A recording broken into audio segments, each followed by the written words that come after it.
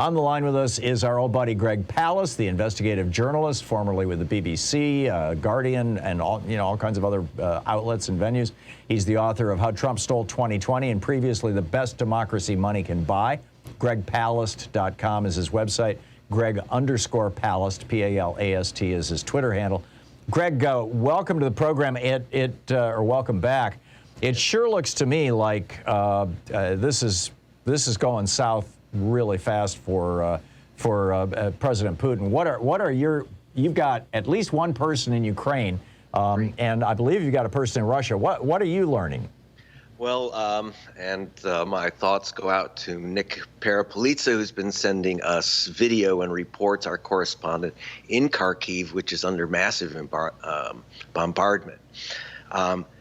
Despite the horror show that we're witnessing of bombing civilian areas, especially Kyiv, where Nick is sending us his reports, the Russians are unable to take any cities. They were not prepared for this type of warfare. They went into Kyiv. They were kind of allowed in, and then Russians were slaughtered when they got caught in the middle of the city. So they left, and in frustration now they're just bombing the civilian population because they have no plan. They really don't have a military strategy to take the city except to slaughter people and try to break their will. It's like a bomb with hundreds of little things that look like toys inside it that are actually basically grenades. And a lot of them don't go off immediately, and so kids pick them up and blow their arms off or kill or die. People step on them, not realizing what they are, and they're like landmines.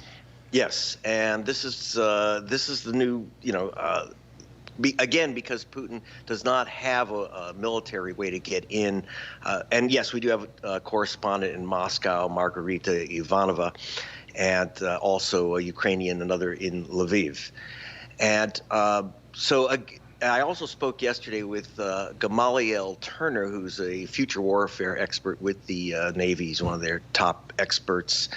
And he said that we've learned the hard way, the U.S., and the Russians are learning a harder way, that it is really difficult to take a city with tanks, and especially the what he says very crappy infantry. Their tanks and trucks are breaking down, etc. So they really can't take the cities. It's hard for the tanks to maneuver, and because they thought that this blitzkrieg would work, they're now frustrated. But while it's horrific looking, both on the ground, the reports I'm getting, and from Gamaliel Turner, it's going to be very, very difficult for the Russians to take these cities. And of course, you can't really do it from the air. We've never had a city taken through aerial bombardment. The idea is obviously to try to break the will of the Ukrainians. We haven't seen that. There's differences within the Ukrainian population that we have to understand, which that I've been trying to report on, just some, factual things. I do have, by the way, distant relatives in the Dombras. They see themselves as Russian. And there's a big difference. Some of the older people say you can't give Russia anything, and the younger people I'm getting tend to be English speakers. It's a high-tech country, and this, the younger people are saying, give Russia, the Russian Donbass back to the Russians. We don't want to fight for that. On the other hand, I haven't heard any Ukrainian yet who will say anything but I'll fight to the death for my country. Yeah, it's a complex situation, and I'm wondering if by evacuating Russian speakers out of the Donbass, Putin was too clever by half. I mean, he thought it was going to be the PR opportunity that would justify the invasion, and now he's got fewer Russian speakers in that region where his only claim to it is that it's filled with Russian speakers. All right. Well, it's still very few people actually left. That was, as you say, Putin PR. It was more of a stunt. Yeah, it's a Putin PR stunt, and he's not very good at PR, except maybe his Botox that he uses to puff his face up. I'm not kidding.